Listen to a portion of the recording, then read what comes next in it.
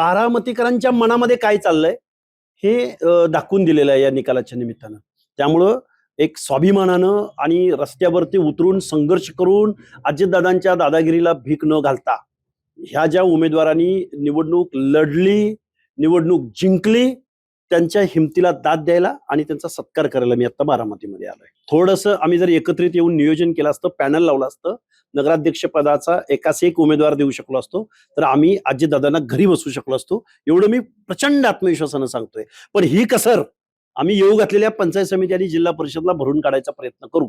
फक्त इथल्या विरोधक म्हणून काम करणाऱ्या, वेगवेगळ्या पक्षाचे प्रमुख म्हणून काम करणाऱ्या नेत्यांना माझी विनंती आहे, लढाईच्या टायमाला दादाला सरेंडर होऊ नका, दादासमोर शेपूट घालू नका.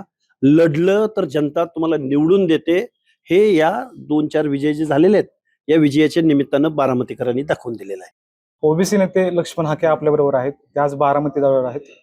काय सांगाल तुम्ही आज बारामतीत आलात?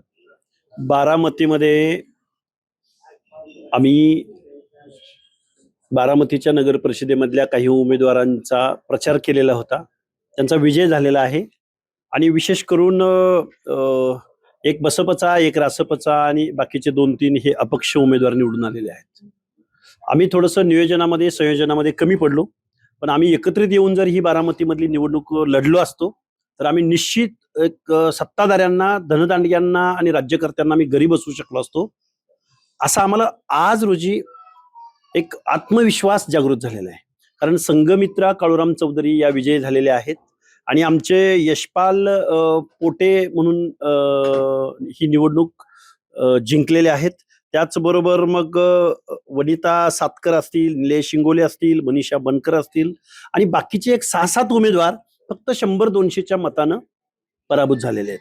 म्हणजे हे 5-6 आणि ते 6-7 असं जर आम्ही नियोजन केलं असतं आणि आमचे सहकारी काळूराम चौधरी हे नगराध्यक्ष पदाच्या ओपनच्या जागेवरती हा माणूस निवडणूक लढला खुल्या गटामध्ये आणि त्यानं 2 नंबरचं मतदान घेतलेलं आहे. त्यामुळं बारामतीकरांच्या मनामध्ये काय चाललंय हे दाखवून दिलेलं आहे या निकालाच्या निमित्तानं. त्यामुळं एक स्वाभिमानानं आणि रस्त्यावरती उतरून संघर्ष करून अजितदादांच्या दादागिरीला भीक न घालता ह्या ज्या उमेदवारांनी निवडणूक लढली, निवडणूक जिंकली, त्यांच्या हिमतीला दाद द्यायला आणि त्यांचा सत्कार करायला मी आता बारामतीमध्ये आलोय. बारामतीत कुठं बदल घडतोय असं वाटतंय? ऑलरेडी अगोदरच 8 जागा बिनविरोध आल्या होत्या, मात्र 6 अपक्ष उमेदवार निवडून आलेत.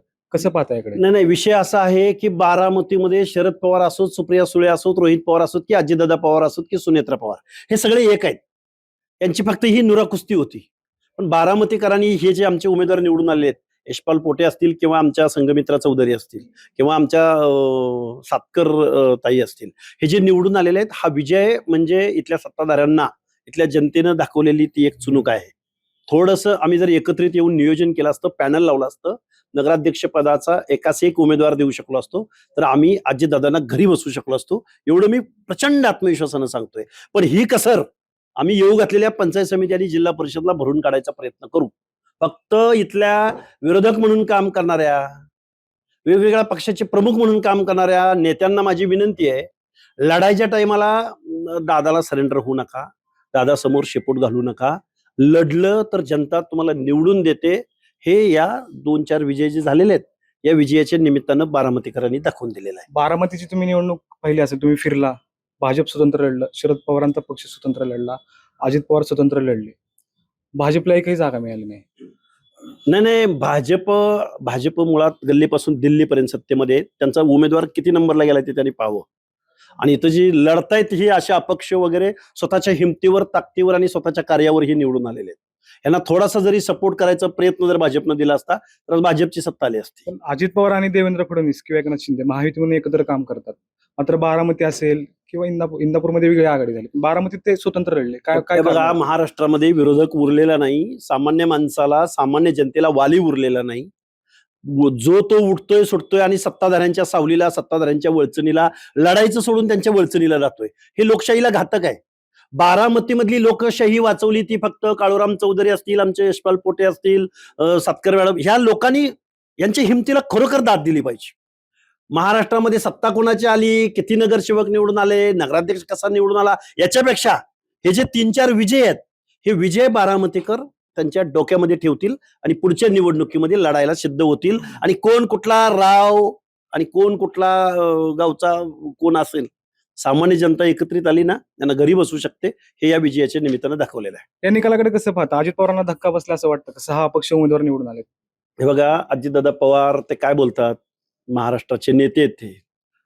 त्यांच्या मुलाच्या प्रकरणाच्या विरोधामध्ये 366 आमदारांनी हिवाळी अधिवेशनामध्ये ब्रशब्द काढला नाही. मी बारामतीला एवढा निधी आणला वगैरे वगैरे दावे करतात, पण त्याच बारामतीमध्ये जे काही वेगवेगळ्या भागामध्ये मी 2 दिवसामध्ये अपक्ष उमेदवारांच्या मुलाखती ऐकत होतो. त्यामुळे बारामतीमध्ये खूप काही आलबेल आहे असं नाही. बारामतीमधल्या सर्वसामान्य माणसाच्या मनामध्ये किती रोष आहे, असमतोल विकास कसा झालेला आहे.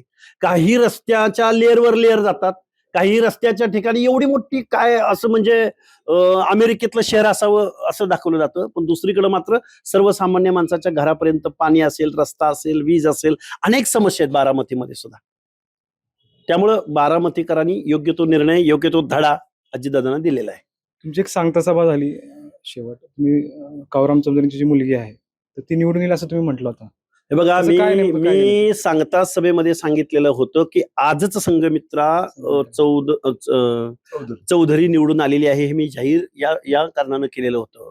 बारामतीमध्ये अजितदादा पवार, शरद पवार, सुप्रिया सुळे म्हटलं की माणसाचा अर्ज भरला जाईल का, आणि मग तो टिकल का, आणि मग टिकला तर तो लढल का, आणि लढला तर तो विजयी होईल का, इथपासून शंका होत्या. ज्या दिवशी आम्ही नारळ फोडायला आलो होतो, ज्यावेळी आम्ही पदयात्रा काढत होतो, ज्यावेळी आम्ही काही लोकांना फोन करत होतो, त्यावेळी माझ्याही मनामध्ये धुकधुक होती. पण ज्या शेवटच्या दिवसापर्यंत अर्ज टिकलेला होता, आम्ही पदयात्रा काढली आणि लोकांचा प्रतिसाद बघितला त्या काय एरियामध्ये. काय जाणवलं लोकांमध्ये? तुम्ही लोकांमधल्या परिसरामध्ये फिरला. अरे अरे एकदम वयोवृद्ध माणसं, एकदम पतारीवाला, हातगाडीवाला, एकदम गावातला, एकदम घरातनं धावत पळत बाहेर येऊन महिला वर्गाकडून औक्षण केलं जात होतं, मिठी मारली जात होती. माणसाच्या डोळ्यामधली माणसांच्या जो प्रतिसाद होता, तो प्रतिसाद पाहून मी त्याच दिवशी जाहीर केलं होतं की कोणी असो समोर, कुठलाही दादा असो, नाहीतर हे बघा, हे अजितदादा पवार, रोहित पवार, सुप्रिया सुळे आल्या का इथं? रोहित पवार आले का प्रचाराला? सुळे आल्या का? त्यांनी पॅनल स्वतंत्र टाकला. पॅनल स्वतंत्र, ही नुरा कुस्ती होती त्यांची. एक हे पॅनल सगळे आतून बाहेरून एक आहेत. पवार फॅमिली ही सत्तेतच आहे. एक उमेदवार निवडून आला ना त्यांचा तुतारीचा. तो आलाय त्याच्या हिमतीवर आला असेल. बाकीच्यांचं काय झालं? पक्ष त्यांच्या म्हणून उमेदवाराचं, नगराध्यक्ष पदाच्या उमेदवाराचं डिपॉझिट जप्त झालंय. आमचे काळूराम चौधरी, बसपाचा एक उमेदवार, फाटका उमेदवार, तो उमेदवार 2 नंबरला त्यानं मतदान घेतलेलं आहे. त्यामुळं आम्ही थोडंसं संयोजनामध्ये, नियोजनामध्ये कमी पडलो. इथून पुढच्या निवडणुकांमध्ये आम्ही एकास एक लढत द्यायचा प्रयत्न करू.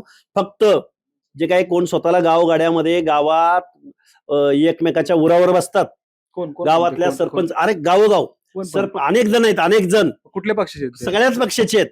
विरोधक आहे का बारामतीमध्ये? दादा बोले आणि बारामती हाले, हे महाराष्ट्राला दाखवलं जात आहे. नाही, आता आपण पाहिलं नगरपालिकेत भाजप स्वतंत्र लढलंय, शरद पवार स्वतंत्र लढलंय, अजित पवार यांचा पक्ष स्वतंत्र लढलाय. हे बघा, अपक्ष होते. पण भाजपचे ह्याच्यामध्ये अपक्षांना मोठ्या प्रमाणात यश मिळाल्याचं पाहायला मिळतं. मिळतंय, कारण या कार्यकर्त्यांचे पाय जमिनीवर होते.